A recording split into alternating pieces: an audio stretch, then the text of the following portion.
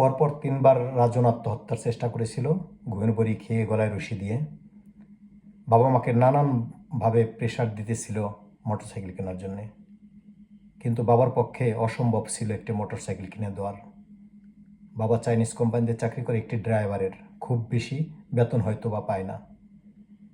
এরপরেও ছেলেকে বাঁচিয়ে রাখার জন্যে, যাতে লেখাপড়া করে, সেই জন্যে অনেক কষ্ট করে একটি মোটরসাইকেল কিনে দিতে বাধ্য হন। রাজন রাজবাড়ী সদর উপজেলার আলিপুর ইউনিয়নের বাসিন্দা। গত 12ই মার্চ মঙ্গলবার মোটরসাইকেল কিনে দেওয়ার 3 দিন পর বন্ধুকে নিয়ে রাজন ঘুরতে বের হয়। একটি কারেন্টের খুঁটির সাথে ধাক্কা লেগে রাজনের বন্ধু সহ নিহত হন।